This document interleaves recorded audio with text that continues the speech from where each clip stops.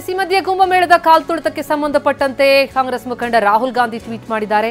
ಸರಿಯಾದ ವ್ಯವಸ್ಥೆ ಮಾಡುವಲ್ಲಿ ಸರ್ಕಾರ ವಿಫಲ ಅಂತ ಲೋಕಸಭೆ ವಿಪಕ್ಷ ನಾಯಕ ರಾಹುಲ್ ಗಾಂಧಿ ಟ್ವೀಟ್ ಮಾಡಿ ಯುಪಿ ಸರ್ಕಾರದ ವಿರುದ್ಧ ಕಿಡಿಕಾರಿದ್ದಾರೆ. ವಿಐಪಿಗಳನ್ನ ನೋಡಿಕೊಳ್ಳುವಲ್ಲೇ ಆಡಳಿತ ತಲ್ಲೀನ ಆಗಿತ್ತು. ಸಾಮಾನ್ಯ ಭಕ್ತರ ಬಗ್ಗೆ ಆಡಳಿತ ಗಮನ ಕೊಡಲಿಲ್ಲ. ಈ ದುರಂತಕ್ಕೆ ಆಡಳಿತವೇ ಹೊಣೆಯನ್ನ ಹೊರಬೇಕು. ಹೀಗಂತ ಪ್ರಯಾಗ್ರಾಜ್ ಕಾಲ್ತುಳಿತದ ಕುರಿತು ರಾಹುಲ್ ಗಾಂಧಿ ಟ್ವೀಟ್ ಮೂಲಕ ಯುಪಿ ಸರ್ಕಾರದ ವಿರುದ್ಧ ಕಿಡಿಕಾರಿದ್ದಾರೆ. ಮಹಾಕುಂಭಮೇಳ ಇನ್ನೂ ಹಲವು ದಿನ ನಡೆಯುತ್ತೆ. ಇನ್ನೂ ಹಲವು ಮಹತ್ವದ ದಿನಗಳು ಬರಲಿವೆ. ದುರಂತ ತಡೆಯೋದಕ್ಕೆ ಸರ್ಕಾರ ಸೂಕ್ತ ವ್ಯವಸ್ಥೆ ಮಾಡಬೇಕು. ಕುಂಭಮೇಳದಲ್ಲಿ ವಿಐಪಿ ಸಂಸ್ಕೃತಿಯನ್ನ ನಿಲ್ಲಿಸಬೇಕು.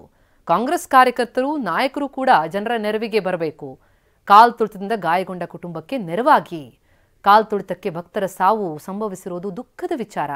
ಈ ಮೃತರ ಕುಟುಂಬಕ್ಕೆ ನಾನು ಸಂತಾಪ ಸೂಚಿಸ್ತೇನೆ. ಗಾಯಾಳುಗಳ ಶೀಘ್ರ ಚೇತರಿಕೆಗೆ ಹಾರೈಸ್ತೇನೆ ಅಂತ ಪ್ರಯಾಗ್ರಾಜ್ ಕಾಲ್ತುಳಿತದ ಕುರಿತಂತೆ ರಾಹುಲ್ ಗಾಂಧಿ ಟ್ವೀಟ್ ಮೂಲಕ ಸಂತಾಪ ಸೂಚಿಸಿದ್ದಾರೆ.